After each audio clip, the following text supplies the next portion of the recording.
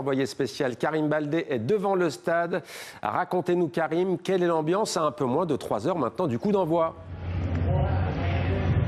Bonjour à tous et à toutes. L'ambiance monte doucement, il faut bien le dire, ici du côté de Arlington. On est à peu près à une demi-heure du centre-ville de Dallas. Contrairement au match Côte d'Ivoire-Norvège, le parc qui se trouve à ma gauche est assez calme. On entend un tout petit peu la musique, mais pas plus. Ce qui est sûr, c'est que j'aperçois quand même les files d'attente des supporters sur les énormes parkings de ce stade ici au Texas. Et donc ça nous promet une grosse ambiance. Et hier soir, j'étais en ville où il y avait le rassemblement des supporters français, les irrésistibles bleus, qui s'étaient donné rendez-vous dans un parc du centre-ville. Et là, clairement, ils ont fait monter la température. Déjà qu'il fait très chaud ici à Dallas, plus de 30-35 degrés. Mais là, ils ont monté la température avec les chants et avec les Allez les Bleus. Et la communauté française et les supporters ont pu se rassembler. Tous y croient pour la 3e étoile. Et donc, bien sûr, pour une victoire ici en demi-finale face à l'Espagne. Mais attention à l'équipe de Luis de la Fuente. Ce qui est sûr, c'est que les médias du monde entier craignent cette équipe de France. Que ce soit la presse espagnole, la presse française ou surtout